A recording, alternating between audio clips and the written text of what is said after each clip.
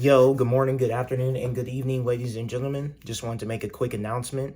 We just finally hit 10 subscribers, so thank you for the support. And today we're going to get into another interview where I'll be interviewing a juvenile court judge. The person I'll be interviewing today is Dr. Turner, who serves as a Chief Presiding Judge at the Fulton County Juvenile Court. She handles many cases revolving around young men and women hoping to bring a change to their life before it takes a turn for the worse. I think this is very important because there are a lot of people, who are young, like myself, who are in the legal system because they might have made the wrong decisions or choices. And it's very important to get the perspective of the person who has to deal with these type of issues. So thank you once again for the people who have subscribed and liked my videos. So without further ado, let's get to the video.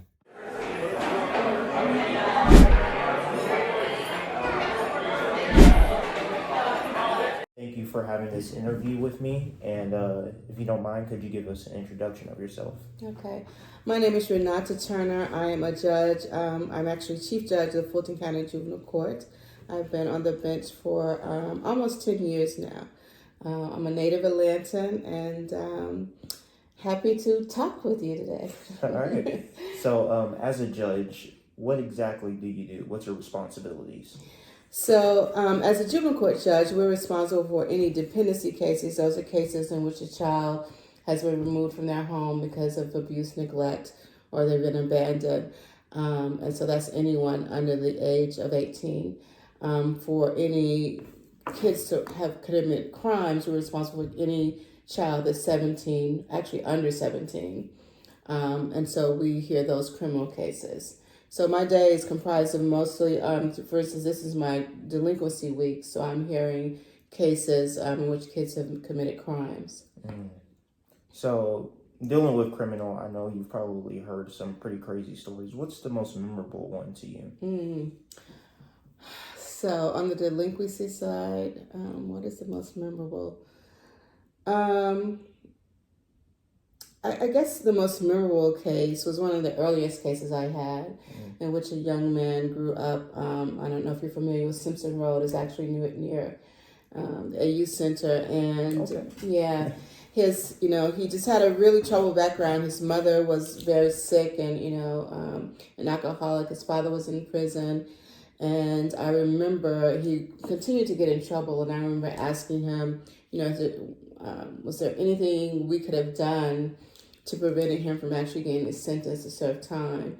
And he just said, well, I didn't ask to be born on this street. I didn't ask to be born in these circumstances. And that always stuck with me because so many youth are, growing up in such circumstances and situations that sort of created the environment where they have very limited choices, or see that they have very limited choices.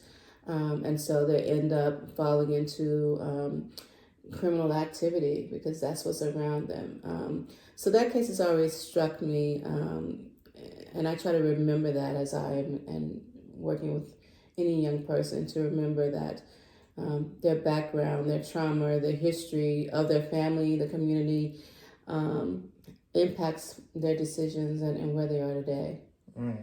And yeah, I've seen a lot of people walking around that had their own issues, since I'm literally going to the school near that street. So, but what would you recommend, or how do you think we can improve those type of situations? All this delinquency and these crimes being committed by young people. So I think, it's sort of like Maslow's hierarchies of needs. I think that, as a community, we need to make sure that people have some basic needs. When, a lot of the kids that you see selling water, a lot of people get very frustrated with them. And some of them are out there, causing trouble. But a lot of them need money. The housing crisis is, the cost of housing now is astronomical. And so we see a lot of kids who are struggling, and their families are struggling with homelessness and housing security. So I think that we as a society have to make sure that everybody has basic needs. And then we can start looking at, okay, those kids who are, actually getting in trouble because they're not just trying to survive. I think, having things for kids to do. I mean, I'm sure Anyone who's a parent, particularly for young boys, knows that you need to have them active and engaged and doing something positive almost all the time. Yeah. And so, a lot of young men, they don't, number one, have any adult making sure that their lives are structured like that. But it's very expensive very often to participate in a lot of the activities. I know when I grew up, I'm sure I mentioned to you I went to Thero High School around the corner. Yeah, same as me. Yes. And so, when I went to Thero, I don't remember having to pay a whole lot of money to be in the band. I don't remember us having to, and maybe my parents did, but I think I would have known if they had to spend a whole lot of money. Now, playing sports, everything is very expensive. And so I think, in addition to having just making sure that everyone has basic needs, making sure that kids have access to activities and things to keep them engaged without having to incur a lot of costs. And then, I think that, we can't heal the child if you're not healing the family. And you can't heal families if you're not healing the communities.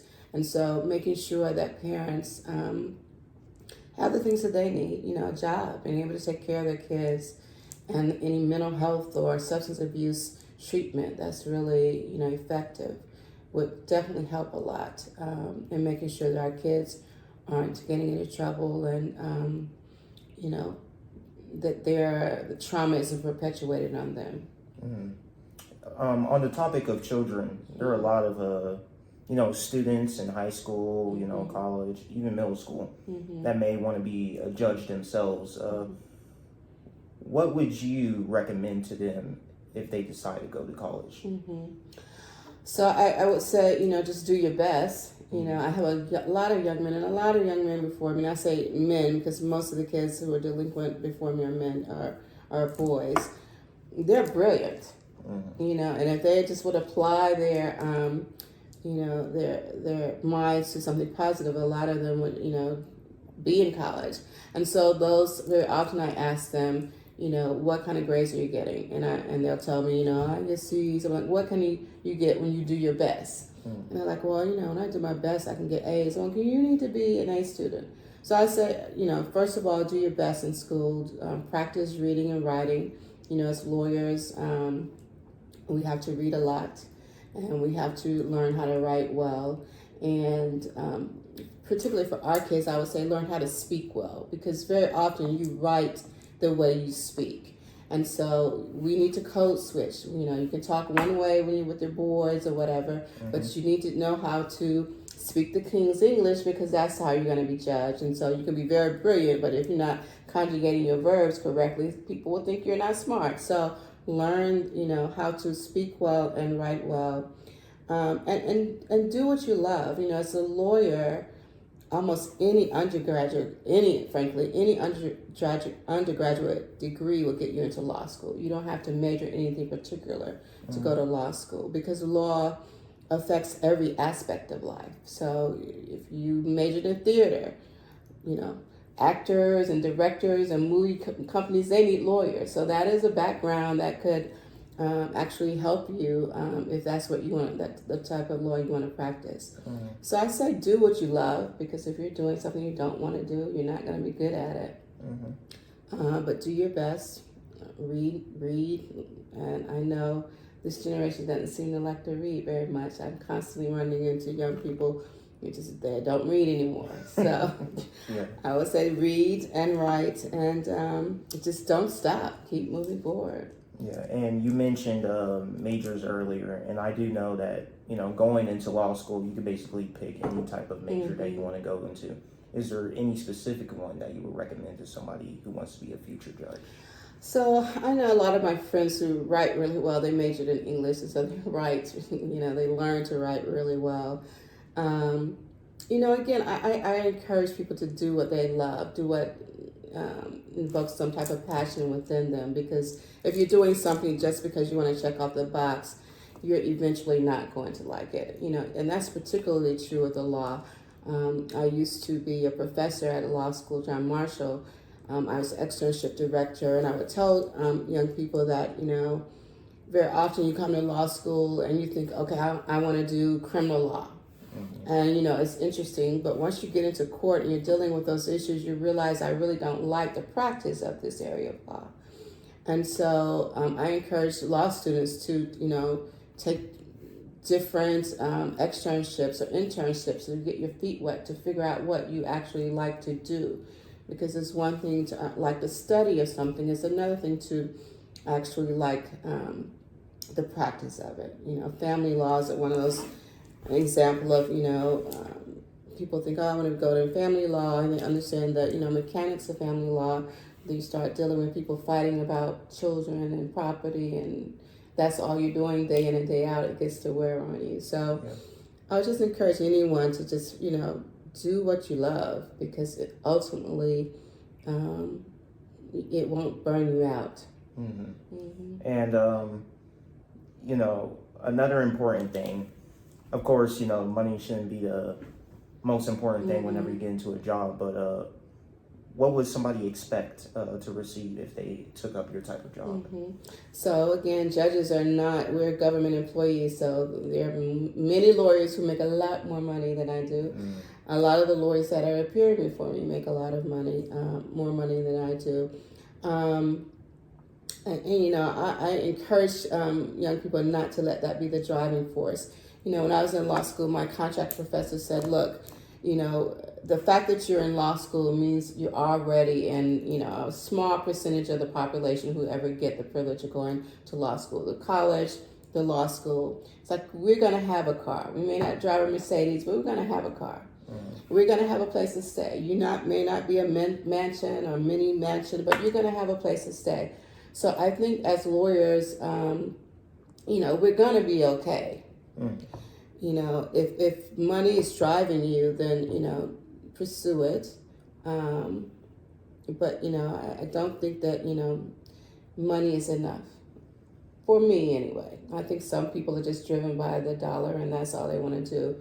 And a lot of students, I would say, started off law school wanting to fight for justice, and they had an altruistic reason for wanting to practice law, but the law school debt, the realities of that come into play. I gotta pay off this debt, and so they do go for the money, and that's a very practical reason. But I also tell lawyers, somebody's gonna be making the money. You can always contribute and donate and find other ways to give back. But lawyers are required to do so many hours of pro bono. And I think that we are tasked with making sure that justice is balanced and equal. As professionals, as guardians of the profession, we have a duty to make sure that if there is justice, it needs to be available to everyone. So someone's going to have to, represent the poor. Somebody's going to have to be in the trenches doing that type of work. Otherwise, the legal system falls apart, and is not, the purveyor of justice for everyone, if we don't make sure that happens, and that some of us are doing the good work, even though we're not getting paid that much. And a lot of people who look at attorneys and judges, they might have a certain conception of them, misconception, some people may say. What exactly is pro bono work for those who don't know what it is? So it's Latin, and it means for the public good. And so it is work for essentially free. When I was, I worked for the federal government, for the Social Security Administration, and I remember I left that job because I felt like I was frankly on the wrong side of justice, because my job was to make sure people's claims were denied, and I didn't feel good about that. And I remember when I quit and I took a job for a pro bono organization, and I told my father, I'm going to start working pro bono. And he just couldn't wrap his mind around, you're working for free? What do you mean? He just could not understand why I gave up my good government job to work for free. I wasn't working for free. It was a nonprofit, but we didn't charge our clients. And so it was some of the most valuable work I've ever done.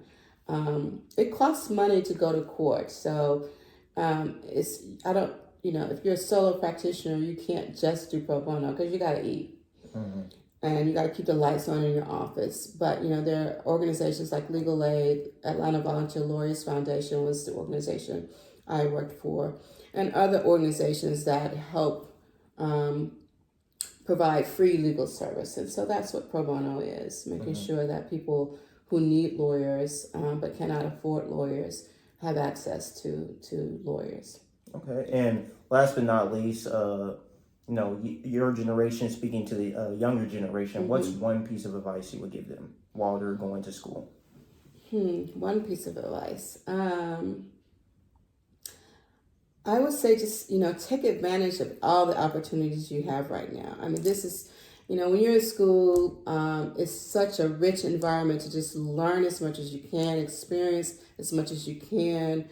Again, try different areas out. I look back now and I wish, I just had studied, philosophy. I had, delved deeper into the philosophy or delved deeper into, whatever subject, I was taking at the time. Because this is a time for you to expand your mind. This is a time for you to really, understand the world in a different way. And so I just encourage you to take advantage of time, have a good time, enjoy the experience, but take advantage of this opportunity you have where all you got to do is learn. All you got to do is just, pour into your mind and gain more knowledge, because there's going to come a time when you just got to go to work. And it's hard to even find time to read or, just really, follow some type of, something that you're interested in. But, learning is a lifelong experience. And, I think you can learn and not even be in school. There are opportunities for you still to learn. But I would say, these are the best years of your life. So just enjoy them. All right. Well, it was nice having a conversation with you. It's very nice to talk to you. And I'm so happy to meet you. And I know there are going to be good things in your future. So I can't wait to see how you unfold. Well, I appreciate it. Thank you.